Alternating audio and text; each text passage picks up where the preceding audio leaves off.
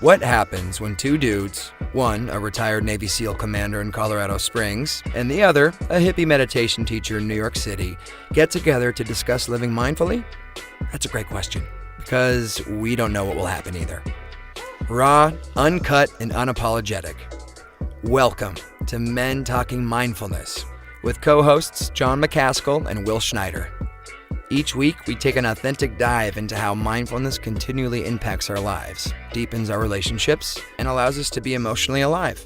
We filter all of our conversations through the man box, where we unpack how as men we are expected to act in society, how fighting the authentic human experience is exhausting and damaging, and how mindfulness can help. Now, on to the show.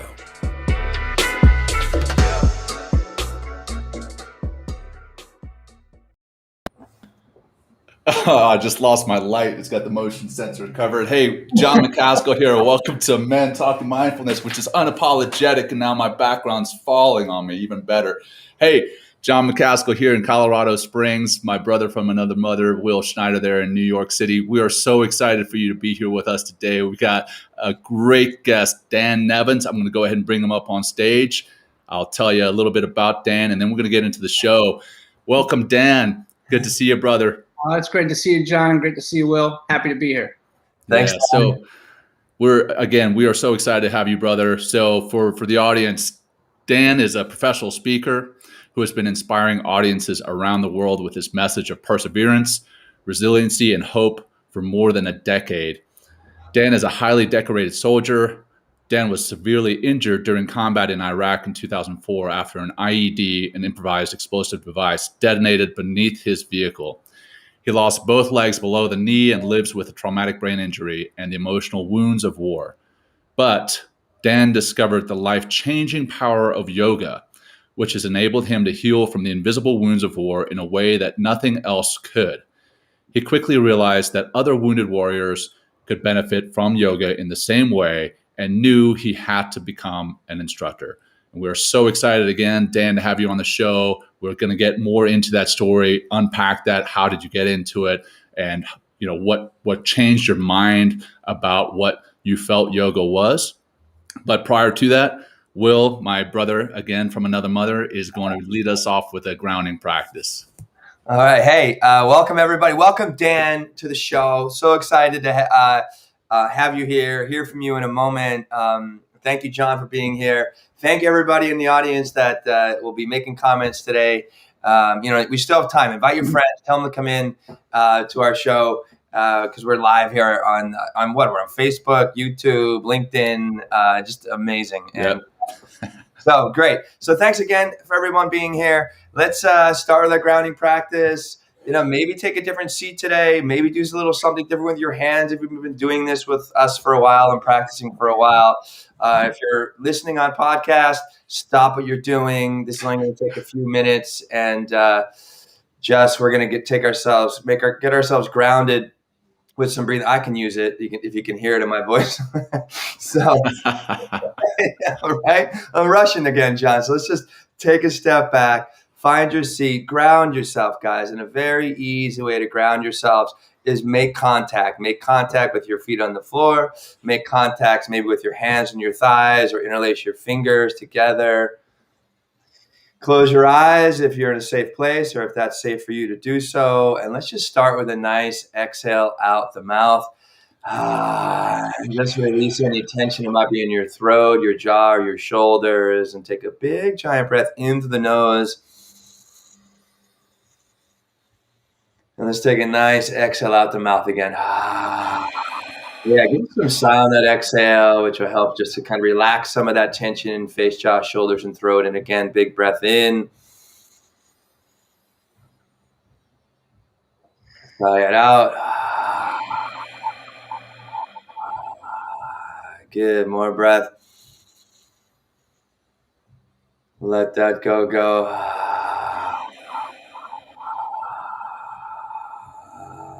So I'm going to do one more of those. Bigger breath if you can. Fill a bigger balloon from the bottom of your pelvis into the side, back in front of your ribs, top of the chest, all the way up into the brain.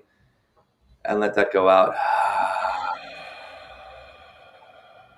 Let's just take that breath, keeping it nice, full, rich, and satisfying. just in and out through the nose. We really expand with more breath, right? We bring more breath in the body, and we really help to drop that breath down into our pelvis and expanding a part of our respiratory system called the diaphragm. And really taking those big breaths to send signals all the way up through this, what's called the vagus nerve, all the way up into the base reptilian, most basic function part of our brain. And it sends a gentle signal just to relax. So let's keep working for big inhales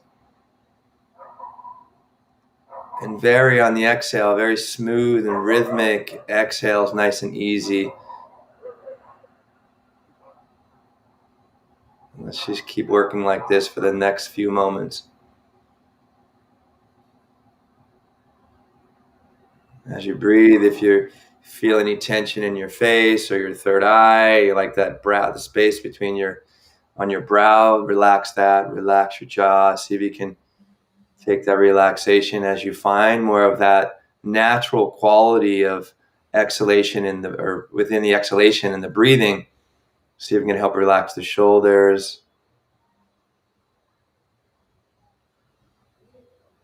And really all this mindfulness stuff we talk about, I like to think of mindfulness as the adverb.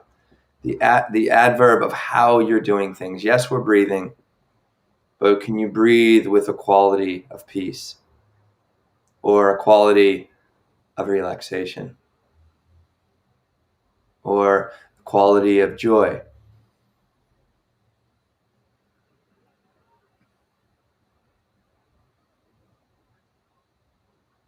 Just a couple more moments here. Take a moment, just remind yourself why you're here today. Why are you tuning in today?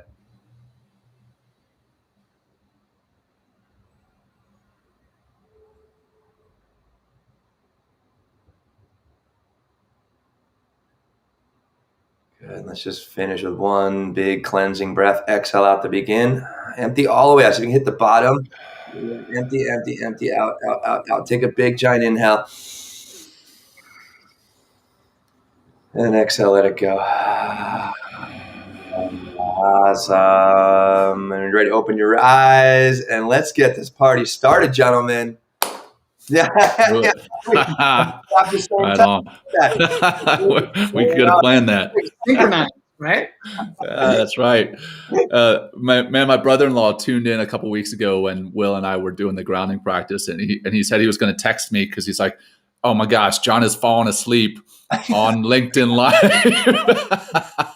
But hey, that's how we kick off every show. Yeah. Again, Dan, super excited to have you with us, and for the audience, I met Dan just via phone probably a month ago, and he told me his story of how he came to yoga, and it just gave me chills. And I was like, all right, we've got to get you on this show. So Dan, I would love for you to just, run through a quick summary of how you got to where you are today, brother. And then we'll get into some questions and comments and everything else. Absolutely. Yes. So I guess I was born. No, I'm not going to start. We're going way back. Yeah, way back.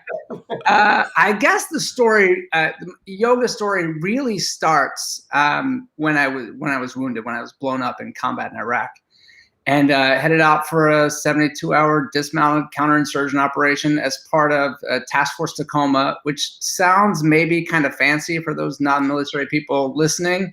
However, I was in a National Guard unit. I did 8 years active duty and was deployed from the California Army National Guard. And it's an understatement to say that we were not ready to be fighting a war.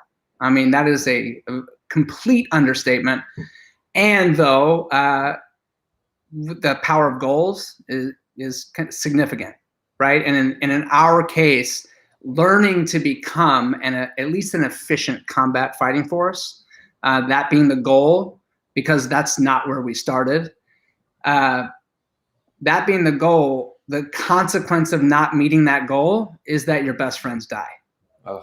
And the amount of human transformation potential in those moments is just awe-inspiring. And I watched this group of people that I affectionately called the Beverly Hillbillies And I say that because, well, it's a quick story. I say that because when we first rolled in, like start staging in Kuwait, and we're rolling in like through Baghdad up to where we went to a place called Balad, where LSA Anaconda was. That was our sort of home station.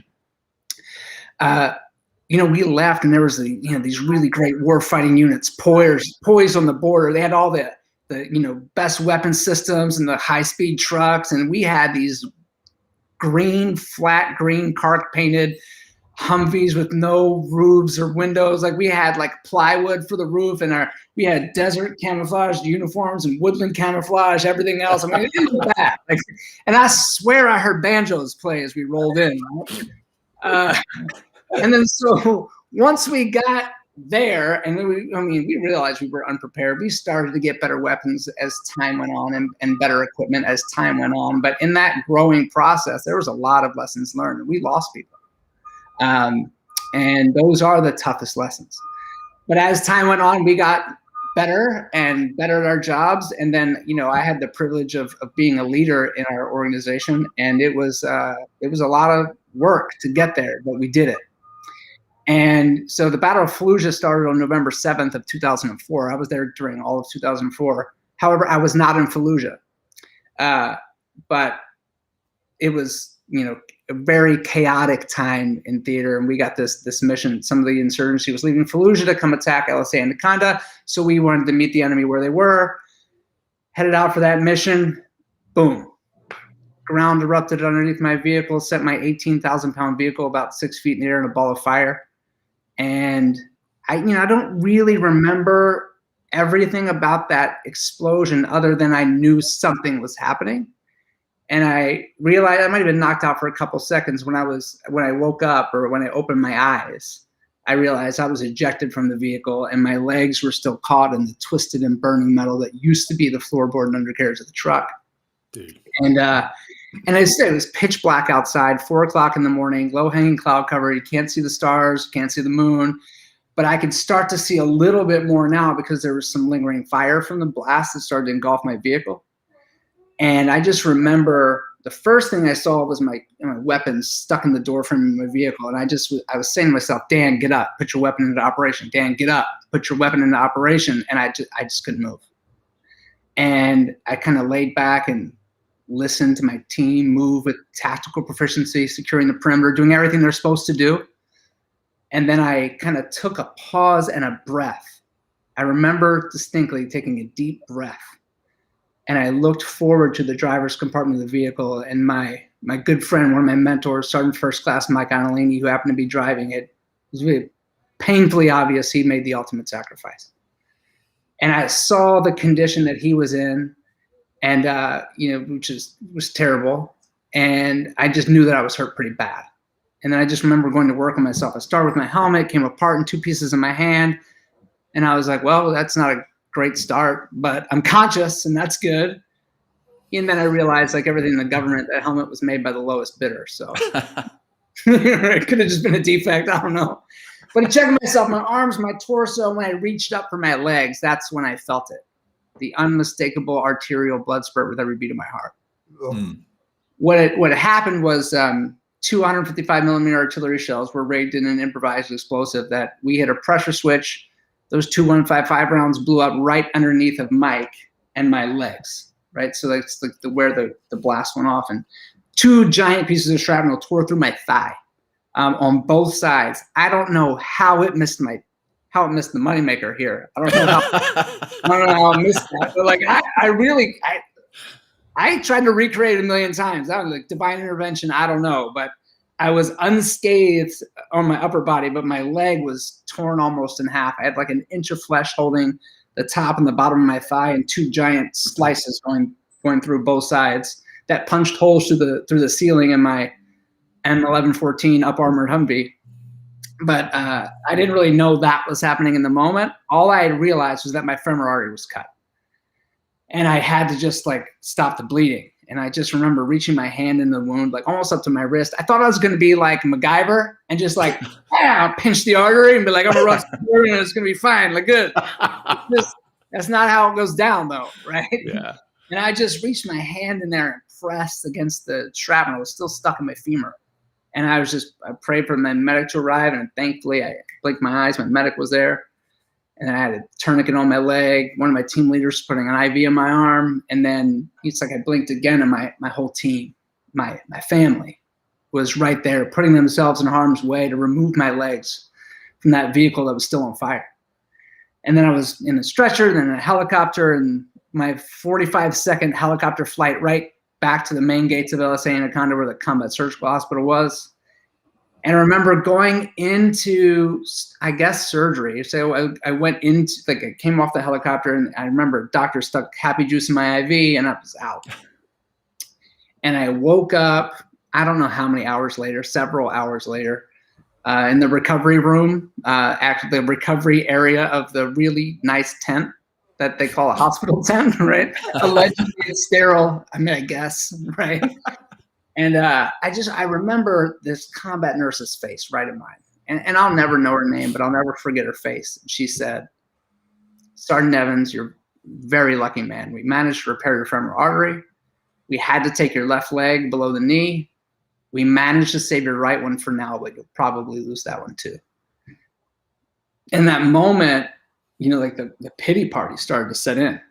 I was like, well, how is my wife going to love me anymore? Like, I was a competitive runner. Running is what we did together, right? Like, that was our thing. I sort of defined myself as like an adventure athlete. If there was ever a new sport or new something to do that was like kind of risky and dangerous, I was like the first one to like sign up, right? And that like every way that I defined myself as a man it was like crumbling away in front of me. And it hit me pretty hard, but in that, I'm so grateful for my team, because I just took another breath and I looked against the wall of the tent, and there was my whole team just waiting for me to wake up.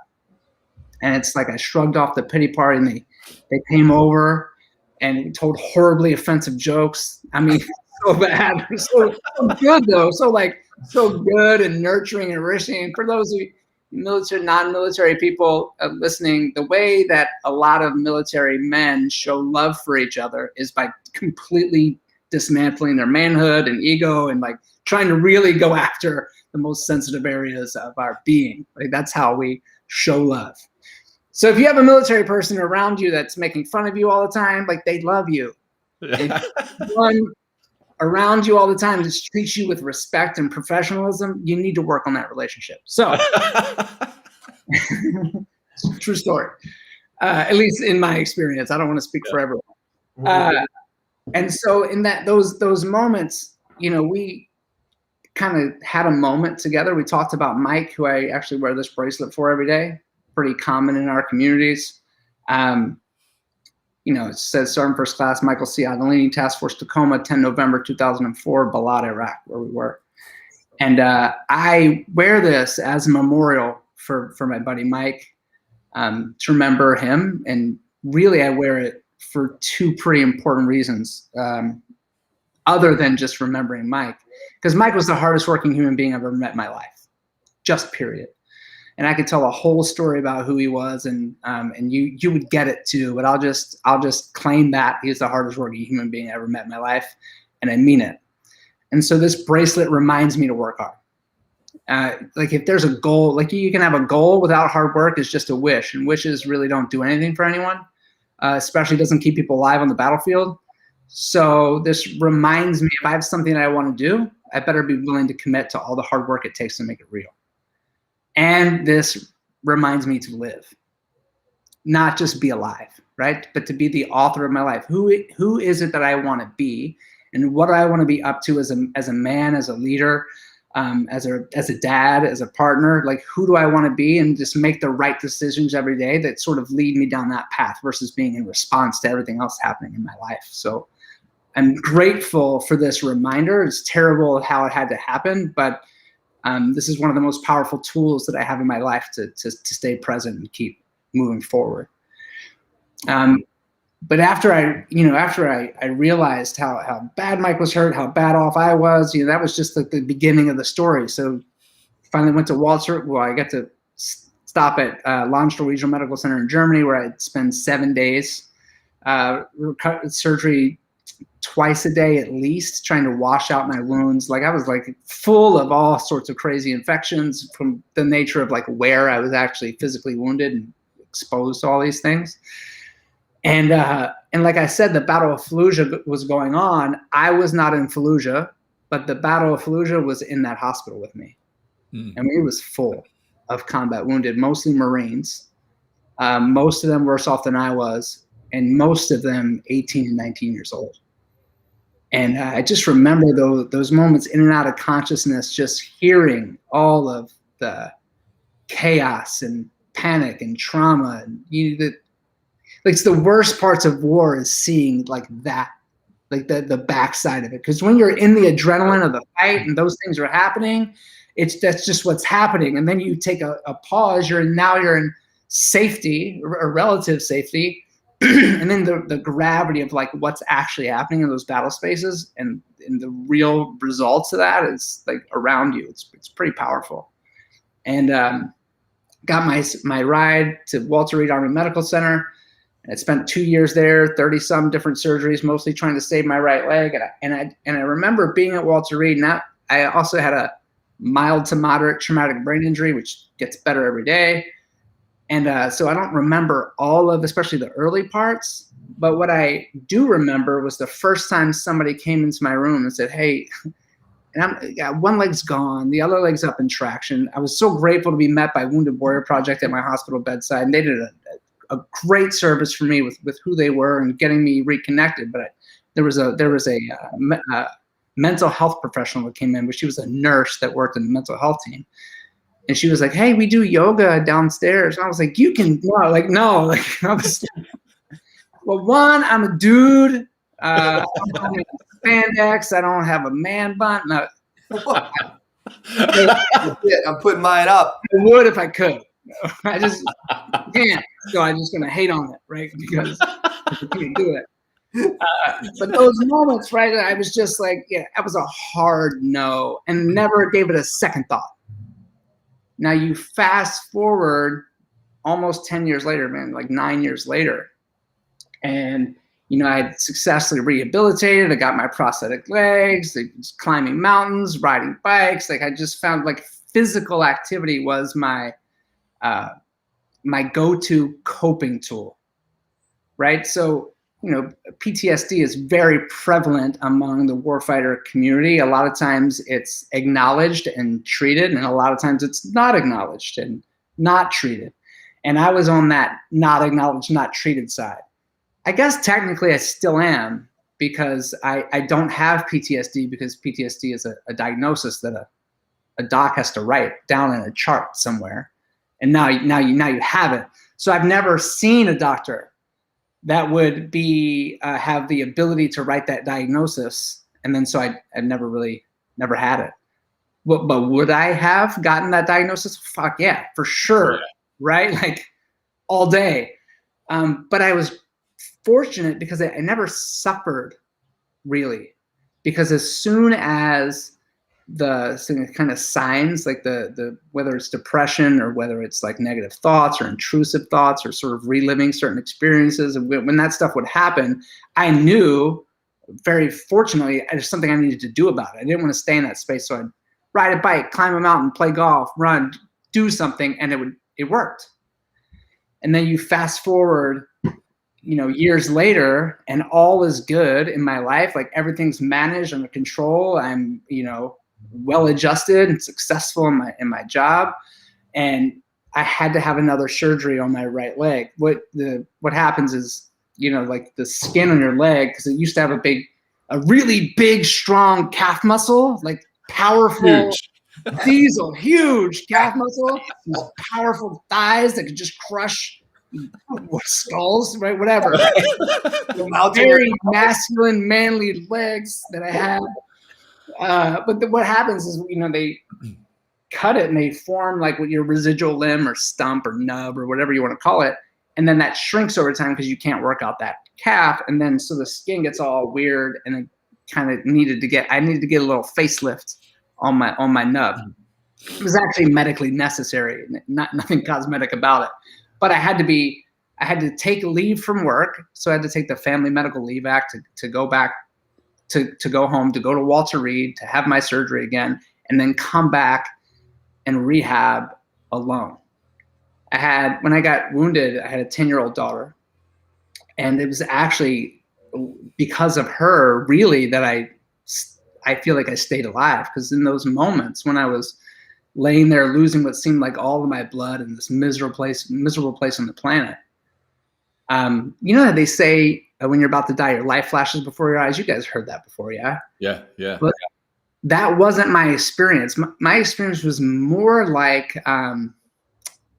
letting go, like saying goodbye to things that I haven't done yet, if that makes sense. And I can't even really recall what they were. It's just that was the quality of the thoughts that I was having.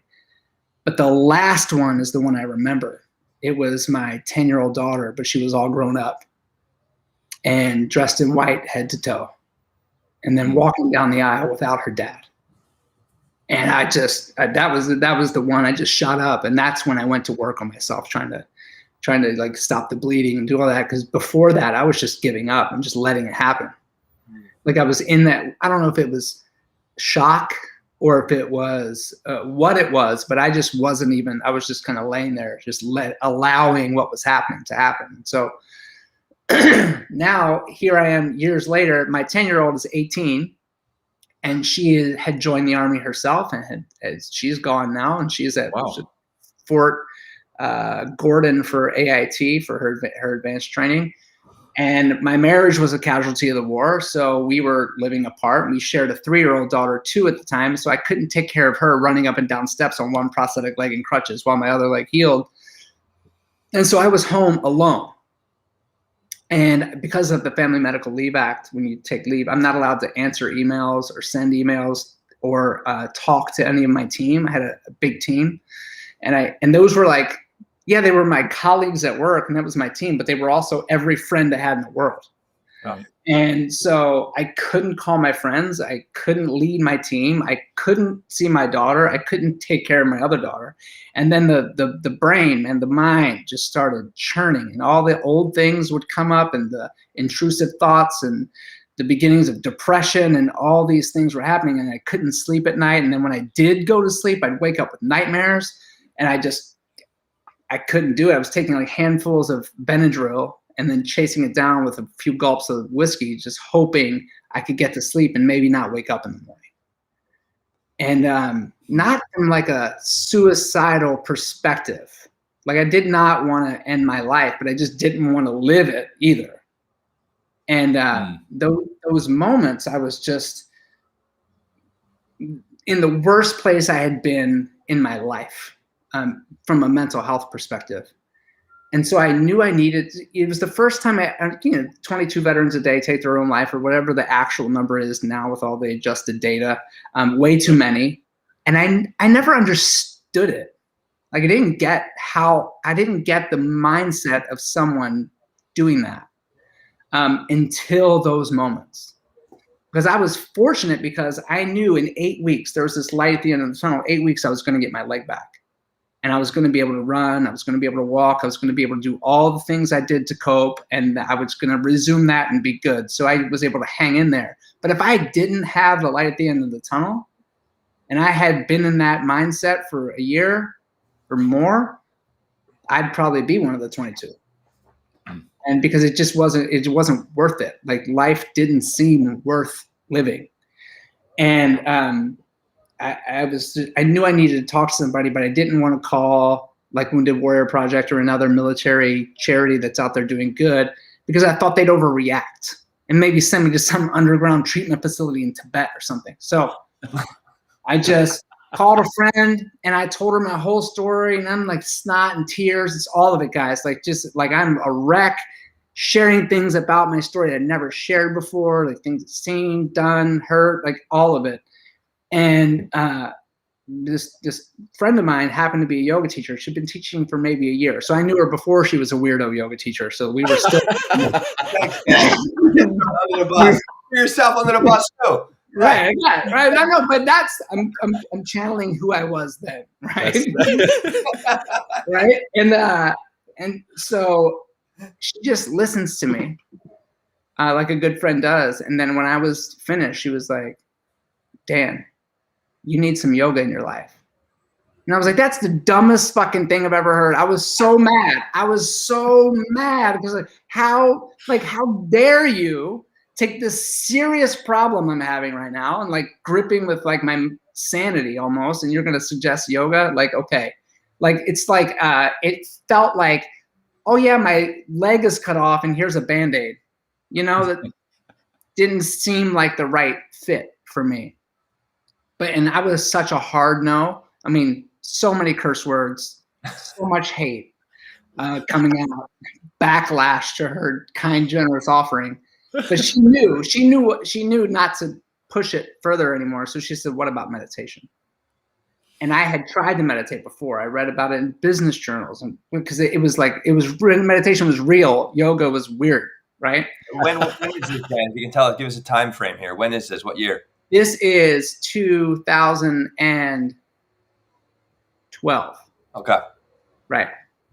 So the Harvard study was out with the, meditation increases gray matter in the brain. Like all those things were real. Steve Jobs had it in his book that he meditated, and it's how he came up with all these great ideas. So I didn't have it right. I thought meditation was about being completely vacant, empty. And then, so she was like, okay, hey, maybe you're not doing it right. So she taught me how to sit and be present to everything. And that was a game changer. So I started meditating twice a day, every day, 20 minutes a day, twice a day. And things just got better. I could sleep at night. Wow. It wasn't like, it wasn't fully 100% better, but it was definitely statistically significantly better as far as sleep quality, general mood, like all of it. And so I went back to work. I got my leg back, went back to work, and life was good. I felt like I was taking better care of my body as a result. For some reason, like I didn't say like, oh, I gained a bunch of weight, I need to go eat better. I began just to eat better. Yeah. Because I was more, I guess, in tune or in touch with like. That happened to me. Same thing. Same thing happened to me. Just naturally started to take over, like subconsciously. But yeah. Thank you. Exactly. Yeah. And so I made the mistake. I called my friend Anna and I said, thank you. And, thank you for like introducing me to this practice. I'm going to keep doing it. And by the way, I've never missed a day of meditation since. If I wake up 5 minutes late or if I wake up late for something, which has not happened in a long time, thank you, Jesus. If I wake up late for something, I'm just going to be at least 5 minutes more late. Wow. I'm going to be more late, just period. It's a non-negotiable. So when I called her to say thank you, and she did what any good friend would do. Oh, so this weird hippie BS yoga stuff worked for you, huh? And I was like, oh yeah, like, I don't want to admit when I'm wrong, but I will, right? And so I was like, I'm wrong, you're right. So she was like, well, you owe me some yoga. And I couldn't get out of it. So I committed, like John said earlier, 3 private lessons. Private, not with weird yoga people in the room. Private. I was like, no one can see me do this. Like, we're not going to tell anybody, but I will appease you because you're my friend. And I just remember, so I went to, I'm an all or nothing type guy. So I went to Lululemon, refinanced my house, bought a pair of shirts. I was like, what is this? I bought a yoga mat. I'm like, oh my God, my man card ripped itself up. I walked into a yoga studio. Instantly, my genitalia fell off and I walked. That's what it felt like. That didn't happen, but it felt like that's where I was in my head. And I just remember too, and I'm like, why is it so hot in here? 1, this is stupid. And then I'm still in pain, right? So I'm wearing my prosthetic leg. It still hurts. And it's kind of getting bloody in there and stuff, that I can feel that happening. And she's teaching me how to stand, like about Tadasana, and talking about like all asanas are a variation of Tadasana. And I'm listening, I'm trying to, but like, when are you going to start making sense? And she's teaching me, poses and, and I'm struggling, like, because my right leg is really hurting, and because I want to learn the warrior poses, because duh, right? That's where we want to start. Warrior. Warrior. There's a warrior pose in yoga? I didn't even know. Bring my testicles back. Even know chicks could be warriors. It's not true. This is like a mentality. So people are back there now. They're in the comments. He said this one time. No, I don't need it. So, and I'm doing and I'm unstable. So because I'm on prosthetic legs and I'm still in pain. So all my poses, and I'm kind of like rocking and moving. She's saying these stupid things like root down to rise up. I'm like, what the fuck does that mean? Like, what are you, right? What does that mean? And I'm like, can you speak English? And I'm just like trying not to die. And I can't, and she's giving me these cues and I can't get my body to do it. And I'm feeling smaller and smaller because I'm not used to not being good at stuff. And like now I'm here, I was resisted doing this so much. And now here I am, I'm doing it and it's kicking my ass, right? And I am like not feeling good about it. And, you know, I remember one time I was particularly, and I'm getting like, I'm channeling my inner sort of ghetto. Like I grew up in Baltimore in the kind of like in the hood. And so like I was like my inner hoodness was coming out. Because she was like, I was particularly unstable in a warrior pose. And she was like, press your feet into the earth. And I was like, bitch, say feet one more time. Say feet one more time. Watch what happens. It was so, I was just this angry, adolescent feeling youth, right? However old I was, 40. I was 40 years old. And 39 or 40, I was old, right? And so here I am, I'm struggling. Finally, the class is over. I'm driving home. I'm like, check the box. I did it. Never have to do that again. Yoga is not for me. I was right. And so I get home, my phone rings, it's Anna, and she's calling to schedule the next lesson. And then right when I was about to tell her exactly where to put that next yoga lesson, I remembered that I committed to 3, and a commitment's a commitment. And so I scheduled it for like weeks out because I didn't want to go, but I knew I had to. And I went again, and I'd love to say, oh, it was perfect. And then the world, nope, it sucked. And it was still hot. I was still in pain, even though I gave myself a couple more weeks to recover. And I'm still sweating, and she's still saying root down to rise up, and I'm still confused. And I'm still not having it. And I got so mad at like just the situation.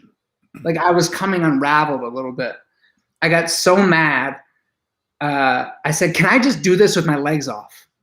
And her eyes were saying, no way, dude. Like, what am I going to tell you to do with your feet? You know, like, I don't know. I'm a newer yoga teacher. Like, I don't know. I didn't. Closet, you know, it's like, I mean, no one taught me how to teach a guy with no legs, right? Like, wow. But her mouth said, let's do it. And so I just remember I kind of took my legs off. I sat down. I threw them to the side. I was just like anger. I got my yoga blocks, which felt like crutches. It felt like an assisted device, right? So I had this block and a strap. I'm like, I don't need this shit. Like that all of that is happening.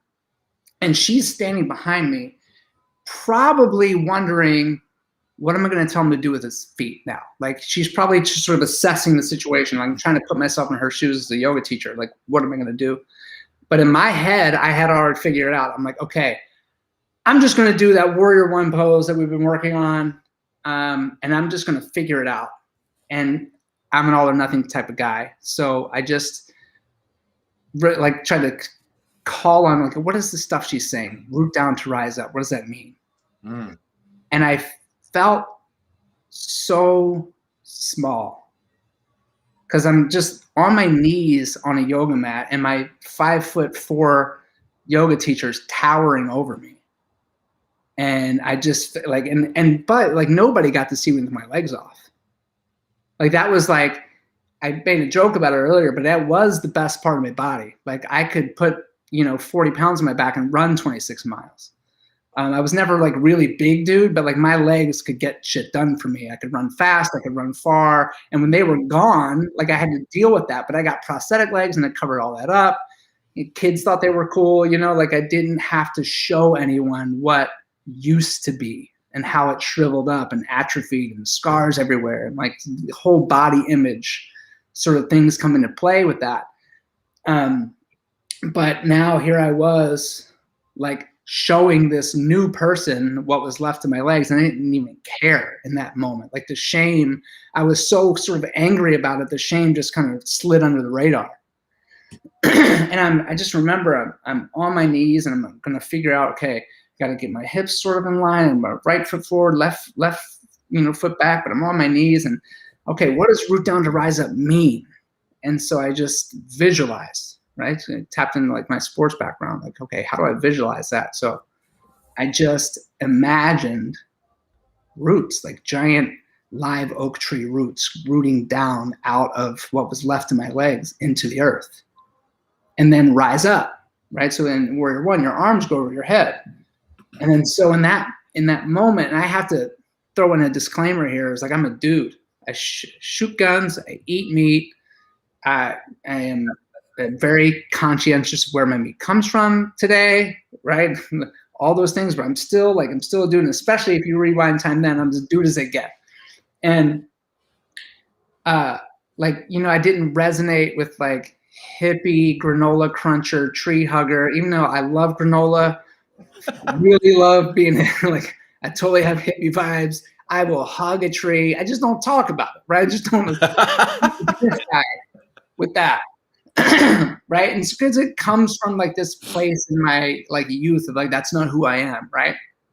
And so I say that to say, in that moment, the earth sent this jolt of electricity, this powerful surge of energy up from those roots into my body. My arms flew over my head and it lit me up from the inside out like nothing has ever done for me. I mean, I went from feeling the smallest I've ever felt to feeling like the most powerful version of myself that's ever been. And I can't even describe it, but it's not a metaphor and it's not an exaggeration. Like, I was on fire in the best possible way with this energy that just lit me up. And like tears are flowing out of my eye. I'm not crying. Tears are flowing out of my face. And I'm having this breakthrough moment in my whole life. And poor Anna's like behind me. No idea this is happening. Probably still wondering what to tell me to do with my feet. And I was so like, I'm like, it was like the earth was saying, Dan, where have you been for the last 10 years? Wow. Just floating above it on your prosthetics, disconnected from the thing that connects all of us. The ground, the earth that we all, no matter where we are on the planet, all beings connected to this physical structure, this powerful energetic structure. And I was hooked. I needed to learn every pose. I needed to learn how to transition every pose. I couldn't wait for my next lesson. And by the end of that third lesson, I was enrolled in teacher training. I was like, I got to do this. It's like I found the cure to cancer, but the cancer in this case is like the invisible wounds of war, right? Yeah. The stuff that we carry that a lot of people don't talk about. And sort of like, I didn't even have to talk about it. It's like, it went to work. Like, you know, there's my teacher, a guy named Baron Baptiste, who said, like, you don't do the pose does you. Right. And that's like, I was like, holy shit. Like, that's what was happening to me. And that was it. So I knew that I had to like learn to teach so I could be the guy to try. It doesn't work all the time, but to try to make yoga less weird for people like me. Wow. Dude, I don't even know what to say, man. I told you, Will, I told you, and I'm pretty sure you would get chills listening to his story, man. I probably got chills 6 times, 7 times just listening to that, man. Held up on that last part with Root to Rise when you finally found what it was, you know, what it meant. Wow. Mm-hmm. It's Dan, that was incredible. Can I, you know, would you mind if I go back and please pick apart a couple things you talked about, which I think are really important? Is you talked a couple times about higher purpose, you know, realizing your daughter, you know, when you were like, she was 10 and you're like, and all of a sudden you attach to something a little bit bigger. You know, you mentioning something about 9 years later, you had that whole, that thing again. It was like, you're isolated, you're alone, but there was something that was connecting you to a deeper meaning and purpose, you know, and that's what kind of got you through more of those dark times. And I just wanted to bring that up because like, I feel yeah, or a lot of us seemingly, we talked about, 22 veterans die every day of suicide. And I think it's important to recognize what you're talking about here. It's like when we are connected to something greater than ourselves, that can really help us pull through those dark times, like you just talked about. I mean, and like the worst kind of situation. I mean, you lost, like, I mean, I don't even want to think about what my life would be without my legs, because I love my feet. Like, I really love my feet. Like, they really do a lot for me, but thank you for sharing so much of that story. And here you are as a yoga teacher, Dan. And how has that been for you as a teacher? Like, as your journey as a teacher, and then what was it like being? Was there a moment as you as a teacher, like, being taken seriously because of your prosthetics? You know what I mean? Like, it was a struggle because, well, one, I thought I had to, like, I'm going to teach warriors and everyone else is going to fuck it up and I'm going to get it right. So, and that's where I sort of like started. And then I realized, after doing that for a while, I realized, well, it wasn't a dude warrior that taught me yoga. It was a chick who'd never even seen a military uniform. And I'm like, then I sort of had to let go of my attachment of, like, I have to be the one. And then I started teaching all people, and I had like this.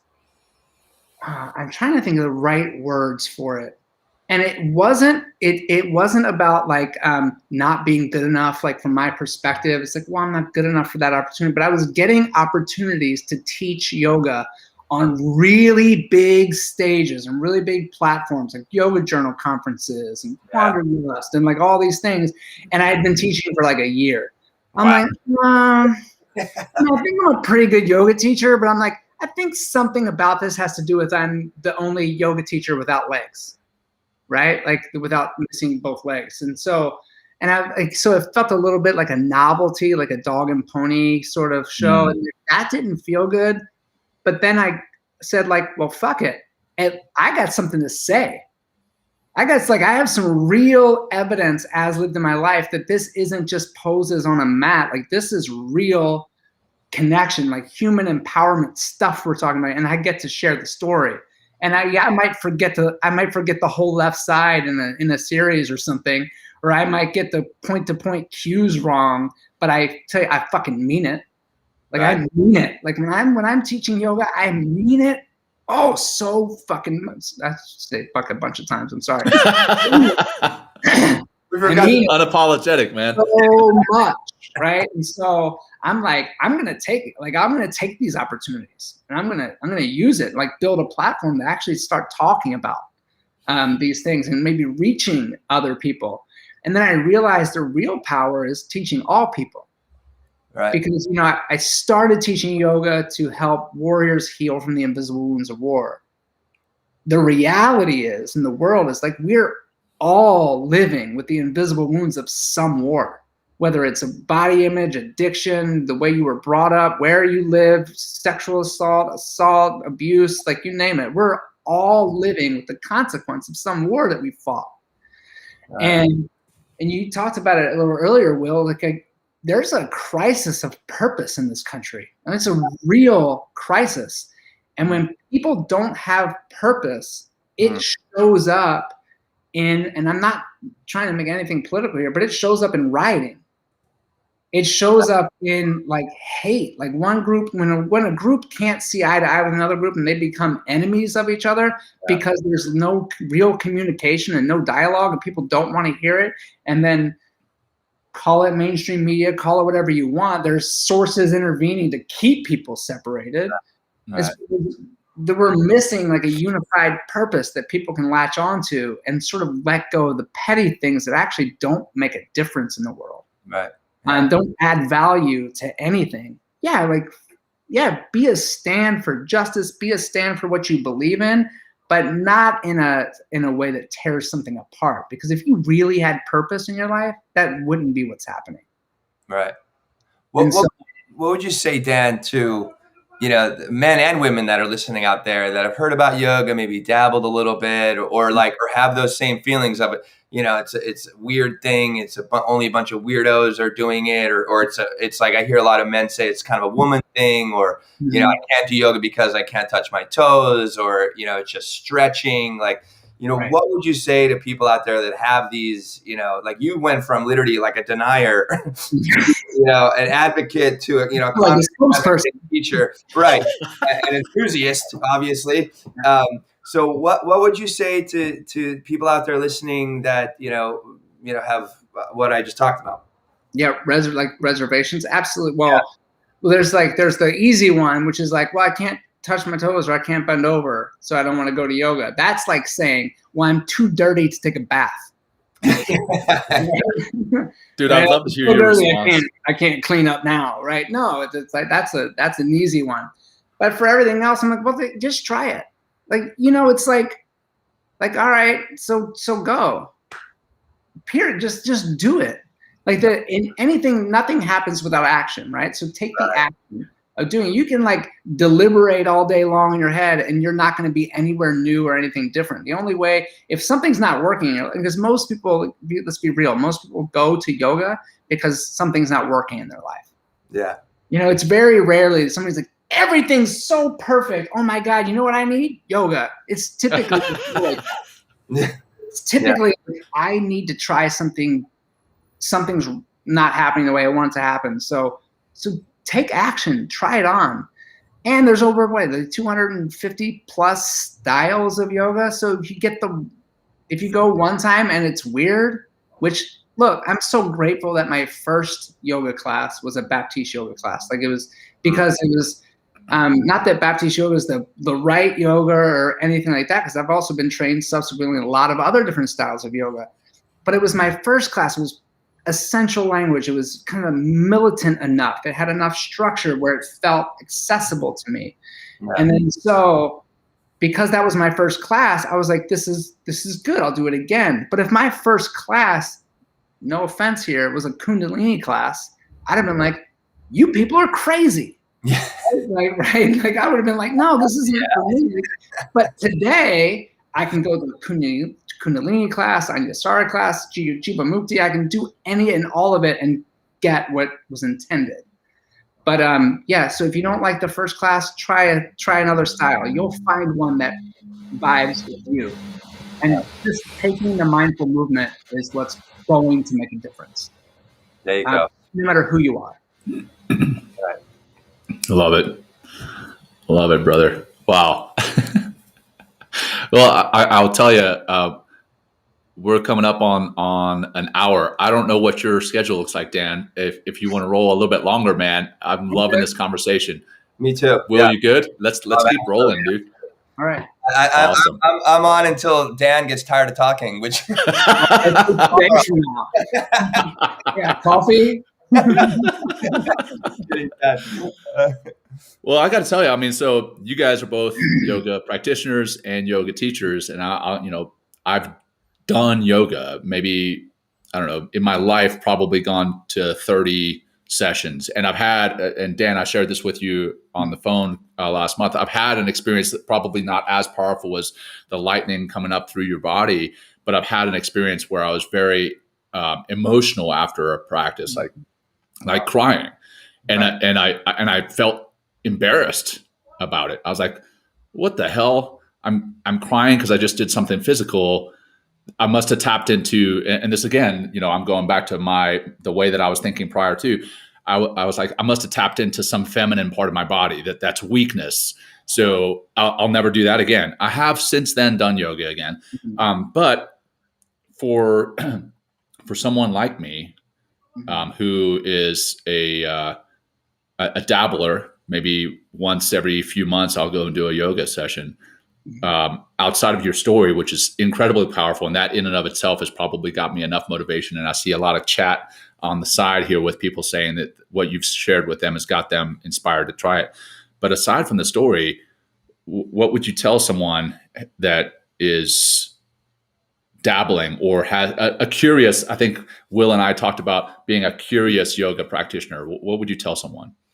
Yeah. Well, I'd say, well, stay curious, right? So it's maybe showing there's a lot of hurdles in the way for people to like, okay, I'm going to become a regular practitioner of yoga. Well, one, if you want to go to a studio, it's not cheap. So there's like access, right? And so there's a lot of organizations working on access for people, a lot in the veteran community and people of color and people like in underserved neighborhood. Like there's a lot of access being created, but then there's still like, okay, well, what clothes do I wear? There's so many things that run through their head. And so what I'd say to people is like, okay, there's tons of free resources you can do right at home. Just pull it up on YouTube. Just do it. And here's what I would say, don't do. Don't do the 10-minute yoga flow to start your day. 10 minutes of like movement is just like, well, I was about to make a sexual innuendo. No, so I'll just say, take an hour-long class. Just keep putting, and if you have to stop, but stay in it for like the hour. If you have to come out, go back in, come out, go back in. But be committed, because that's really an hour that you're dedicating to self-growth, right? You're dedicating, you're going to say, I'm going to do this thing, whether if I have to quit and take a break or pause or whatever it is or not, or maybe I'm a little confused about what's happening. Perfect. But you're doing it. You are taking disciplined action to serve you. And like, that's what matters. Wow. And if you can develop a meditation practice, even better. Mm-hmm. And a lot of people confuse yoga, or they look at yoga one-dimensionally, like the third limb of yoga. It's just asana, right? So like, it's just showing up on a mat and doing poses, and, and that's what yoga is.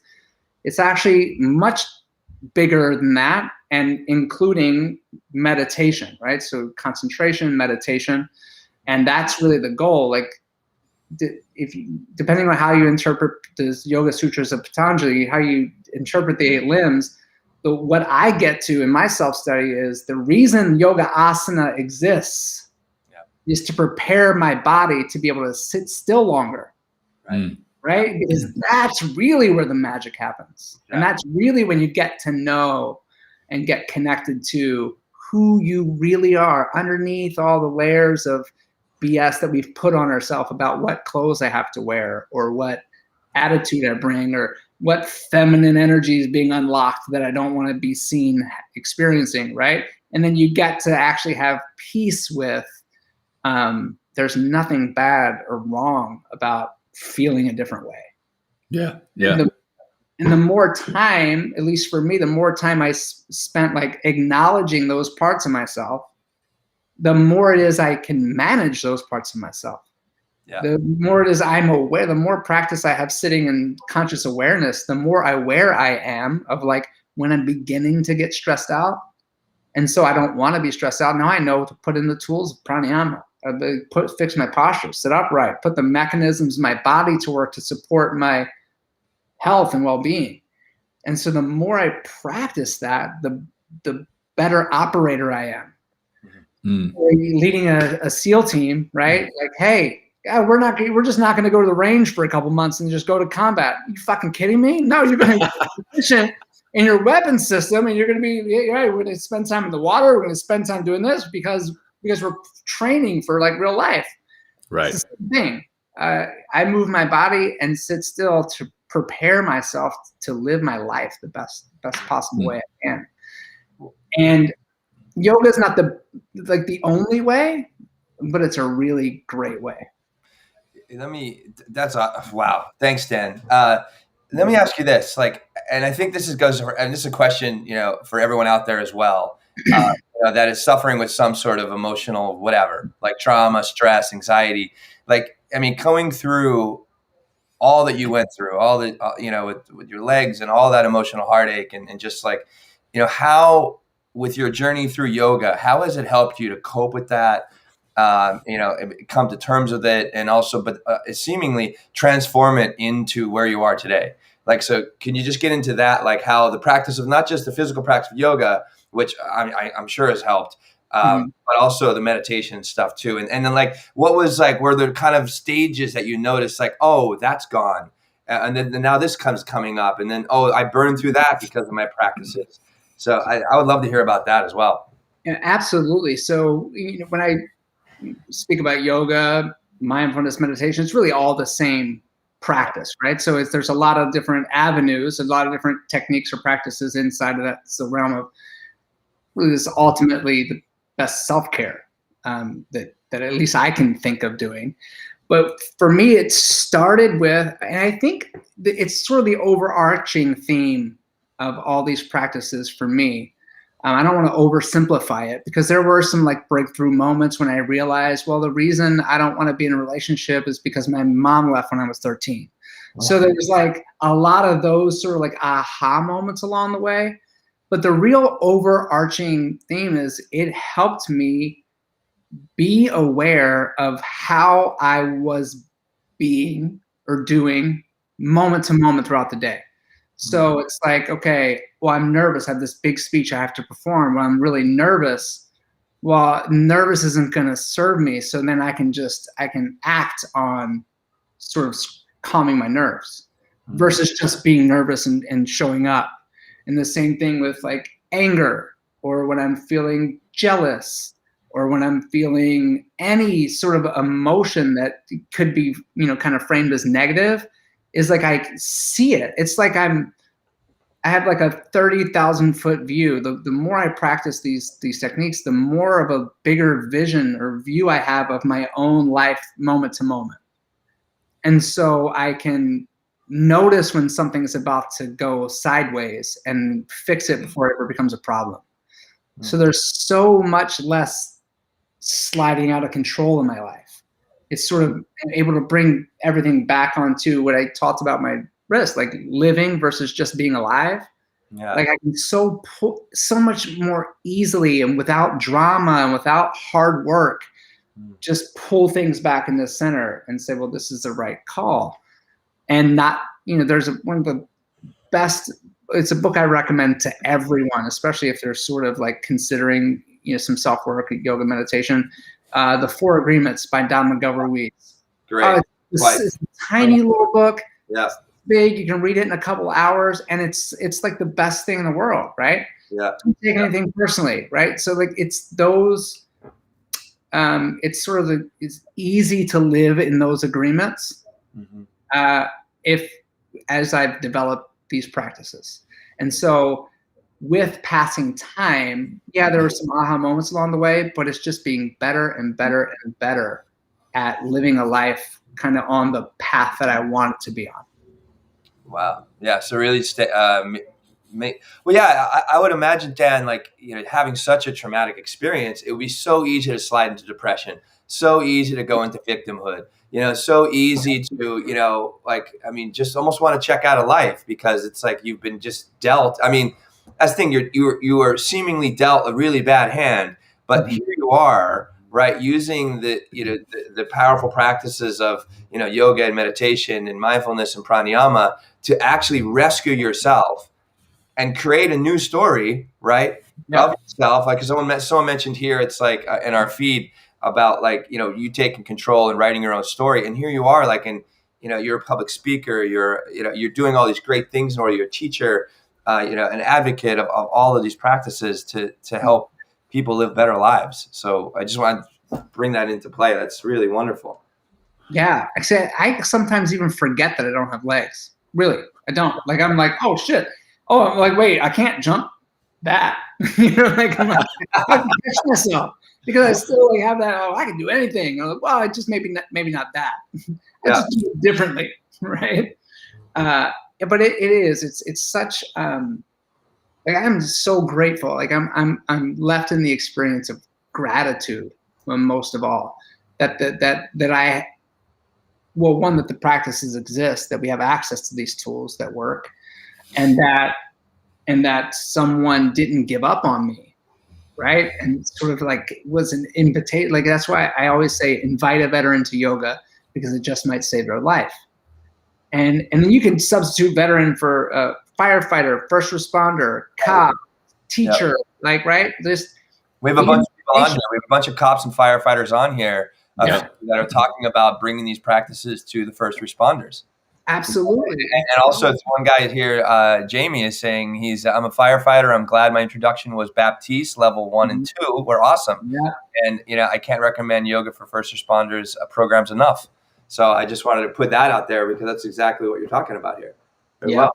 Absolutely. And that's the point is, no matter who you are, where you come from, what story you have about your life, these practices work. We've been doing it for over 5,000 years, probably much longer than that, right? And so there's something to it. Like why fitness fads come and go, and there's always the new thing, but these practices we've been doing as human beings forever.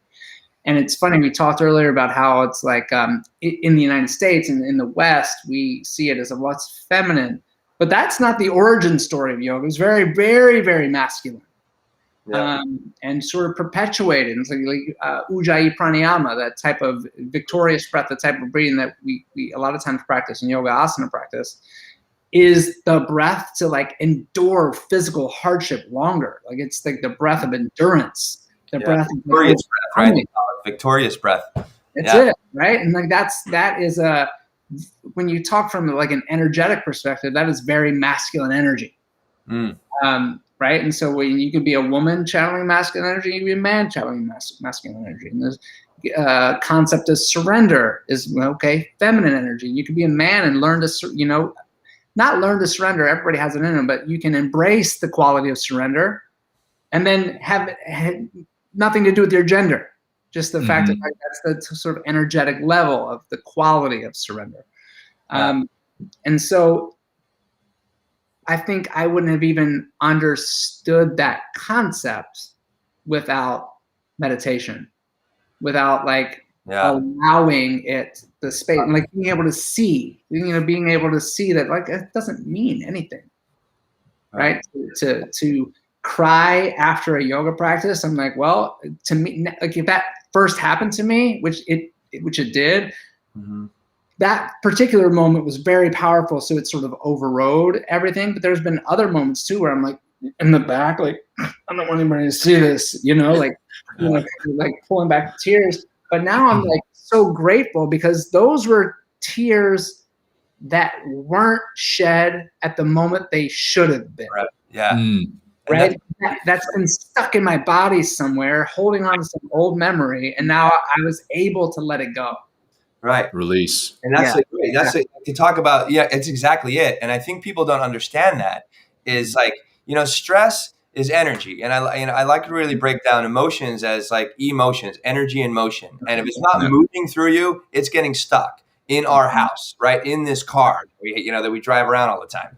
Right. And we don't take care of the car, kick the tires, change the oil, make it all shiny on the inside and outside, right? Stuff starts to break down. And a lot of those breakdowns happen because we, instead of releasing, that stress, energy, whatever that is, we hold on to it.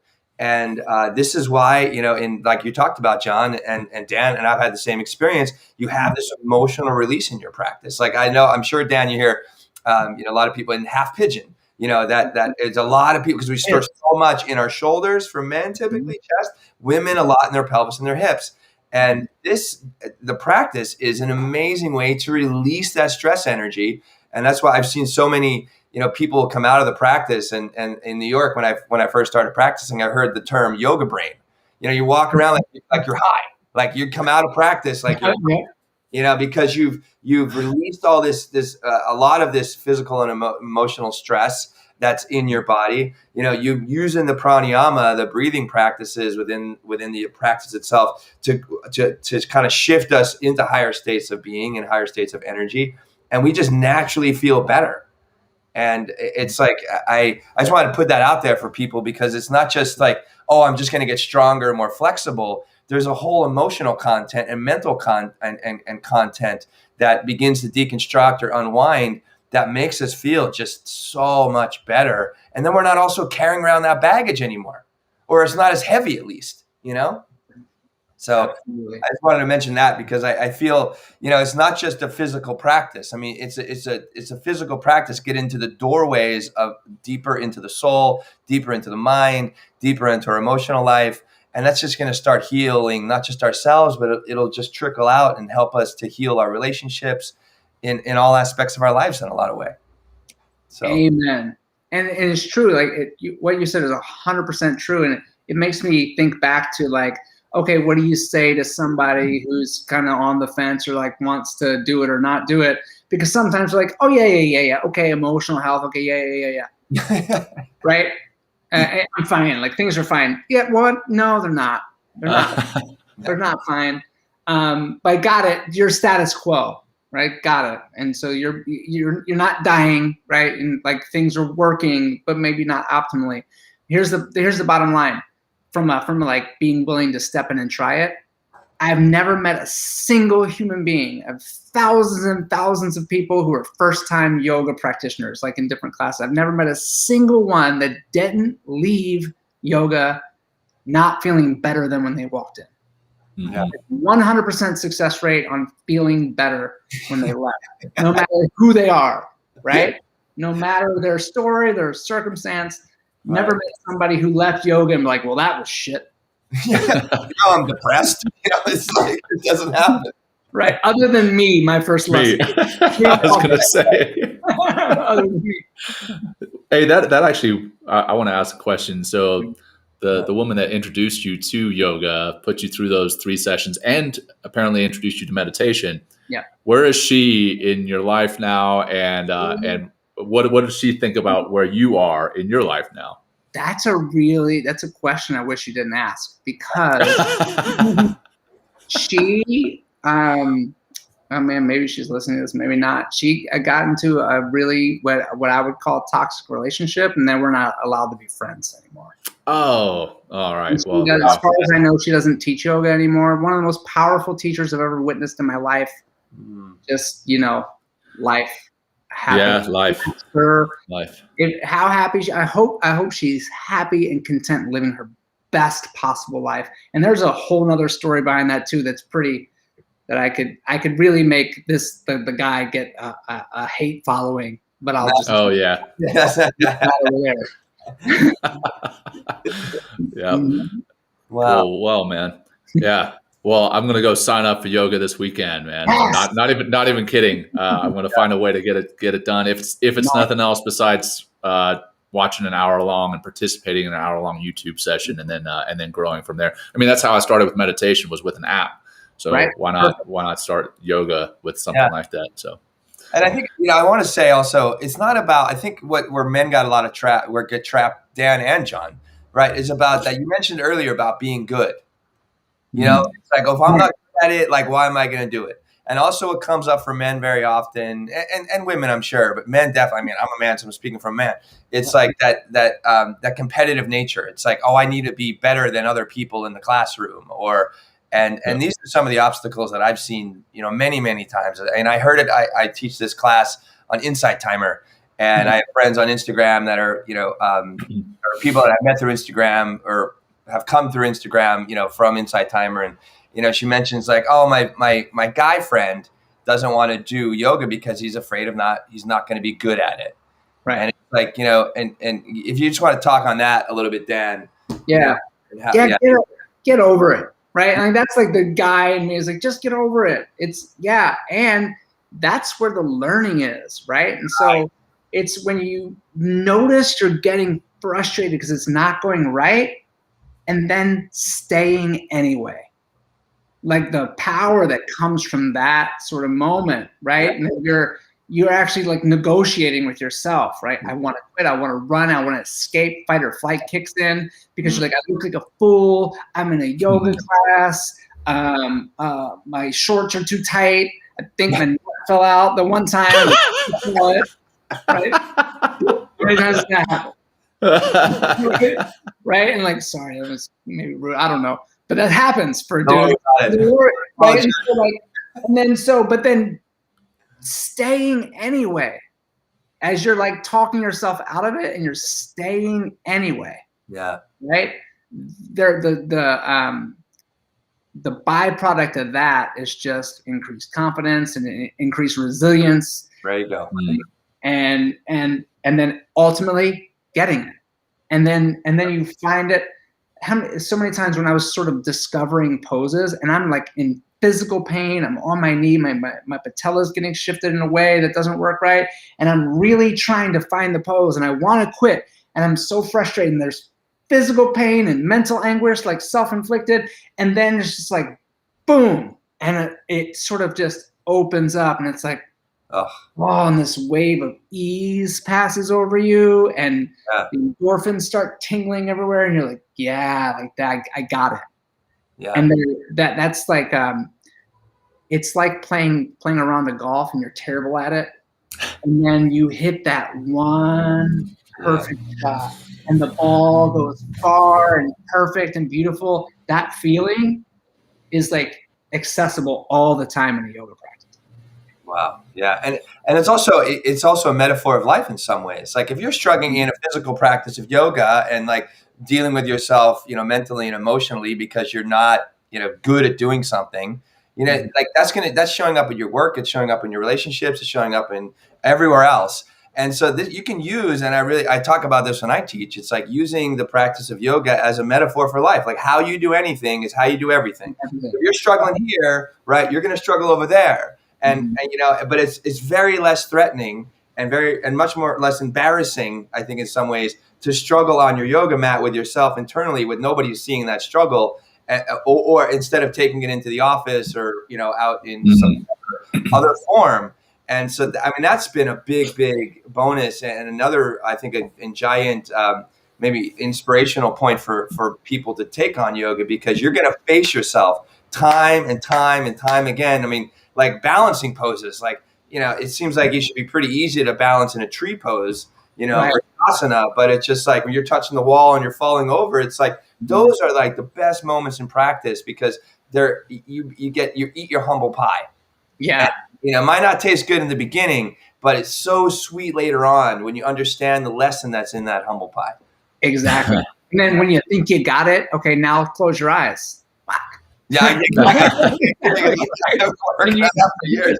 you get to level up again. You're like, oh man, just when I think I got it, it gets harder. Right? Yeah, exactly. You can always, again, at yoga, you can always take it up another notch. It's not just and right? You can take it down a notch. Yeah, big time. What's needed, right? Like check in with where you're at, and then do it. And to your point, I call the yoga mat a petri dish for life, right? Right? When you have what you were experiencing here, like when you want to quit a pose, like where else are you quitting? Like what relationship are you quitting? What confrontation are you avoiding that needs to be confronted, right? And like it all happens, like just like you said, Will, right there in your mat, and then you can draw those parallels to your whole life. Yeah, everything out from that yoga mat, like a giant coronavirus. Too soon? It's too soon. Unapologetic, baby. Exactly. I gotta tell you, Dan. I don't even know if you know this, but you and I are actually going to be both at a golf tournament together in August. Sharon Schreiber, nice. And she's watching right now. She commented, nice. Yeah. So, and the fact that you mentioned, the getting out on the golf course and sucking and starting to beat yourself up. That's where I'm at with golf. Yes. And that's kind of where I'm at with a lot of things. But you're right. Having to just get over it and put yourself out there. And then by being in that uncomfortable position, pushing yourself through that, it does develop that resilience and that grit. And it helps you in other aspects in your life. Like Will said, the way you do anything in life is, I'm going to screw it up. Yeah, Will, say it again. How you do anything is how you do everything. There you go. I learned that in yoga class. So, well, awesome. Should we, do you want to, should we close this out, John? Let's close it out, man. Let's, why don't we read the winners of the contest? We had a drawing for 1 month free supply of Halo Sport on the go. Yeah. And Will's got those names. So we'll go through those and then we'll figure out how to get those to those listeners. Yeah. And then Dan, if you're comfortable doing it, man, just run us through a final grounding practice and we'll wrap up the show. Absolutely. Awesome. Okay, great. So here are 3 winners. And thank you for putting your email on our email list. And if anyone just wants to join our email list, head to mentalkingmindfulness.com and enter your email list. We're also going to do this giveaway again next week. Yes, with Courtney right? Courtney Boyer, is that right? Yeah. Mindfulness Sex, where she's coming to us next Mindfulness week. and Sex. Mindfulness and Sex next week. Dan, I hope you're tuning in. When we talk about sex on LinkedIn, that is taboo, man. Wow, that is cool. So here are those winners of a month's supply of Halo Sport hydrating powder stick. Nicole Heyman, right? And then I have a couple email. Then I have AST6068 at hotmail.com. There's no name here, John. I'm trying. So we'll figure that out. Maybe that's just maybe that is their name. Right. That's all I got right here. And the third one is Lou Schaefer. So I'm going to contact you guys through email. Thank you for participating and signing up for this giveaway. And we'll find a way to get you this product through Halo Sport. And thanks again, Halo Sport, for sponsoring Men Talking Mindfulness. Dan? Hey, Dan, actually, sorry, man. I'm gonna interrupt real quick before you do your ground practice, man. Hey, how can people find you? Yes. Find out what you're doing, and is there anything that we can promote for you? I promoted your website a couple of times, but what else you got going on that we can plug for you?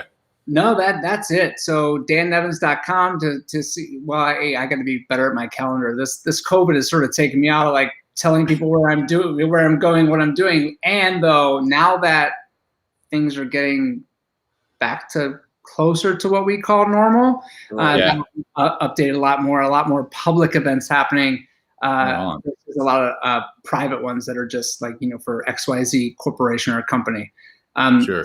Yeah. So dannevins.com, Instagram, Dan Nevins, Facebook, Dan Nevins, LinkedIn, Dan Nevins. And that's exactly what the picture looks like, dude. Hand, just like the head's cut off.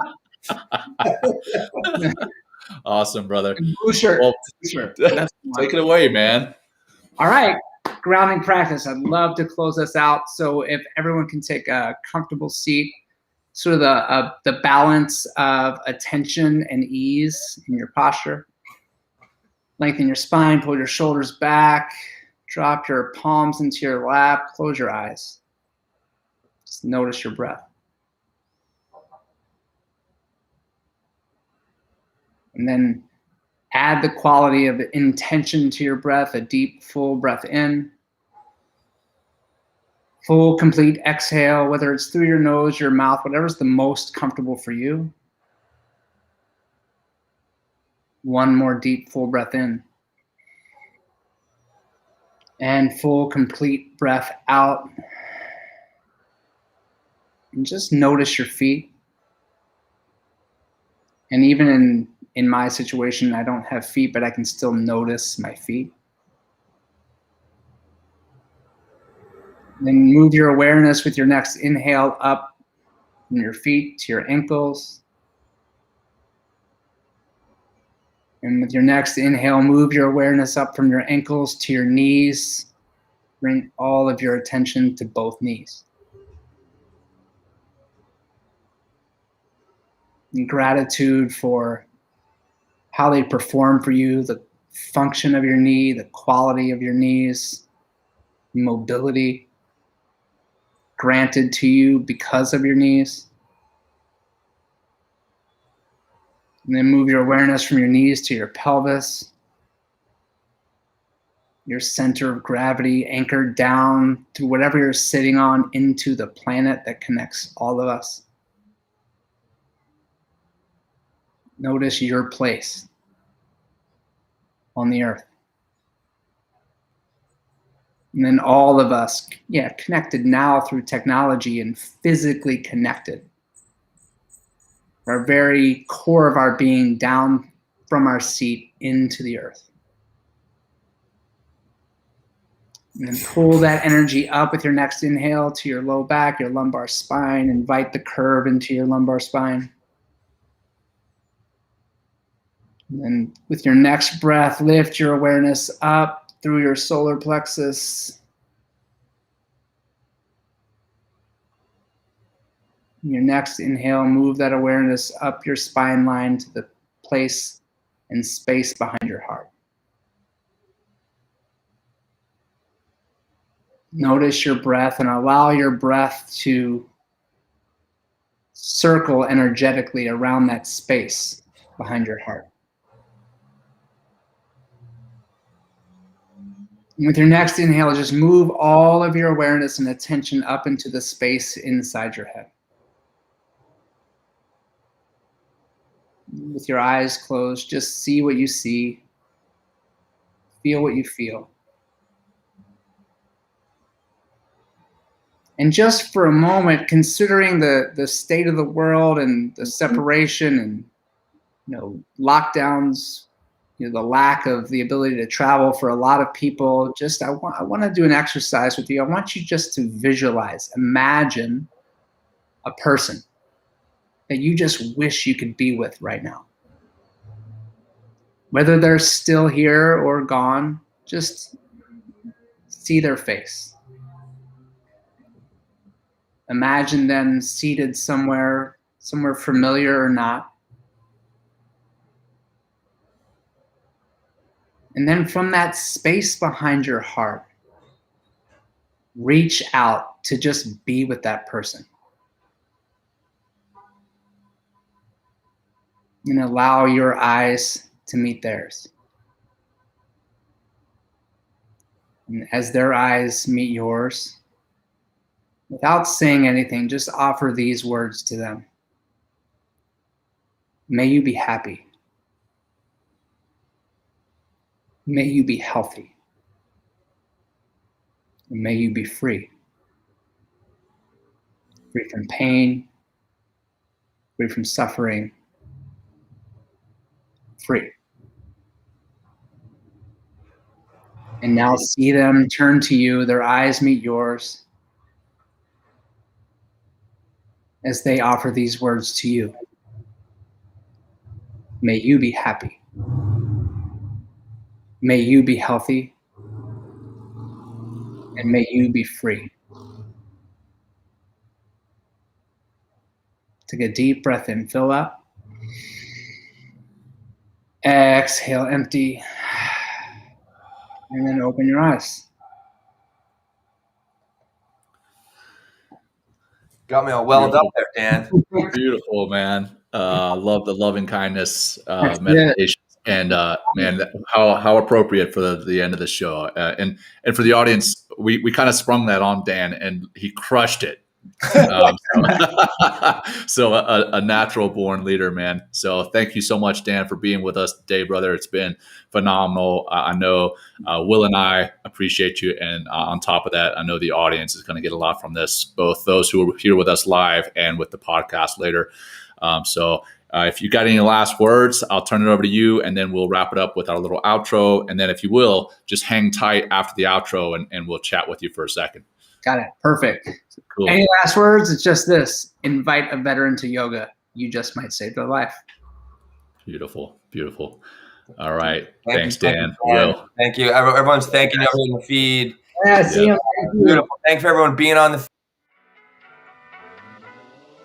Thanks for joining Will and John on Men Talking Mindfulness. If you enjoyed the show, please like and share it with your friends and family, and please, we would appreciate a review too. Until next time, this has been Men Talking Mindfulness. Thanks for showing up.